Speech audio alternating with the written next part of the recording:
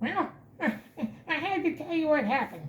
Well, when I woke up with a warm nose, I didn't want to go anywhere because I was afraid I was coming down with a cold or something. Because, well, a warm nose that's just not me.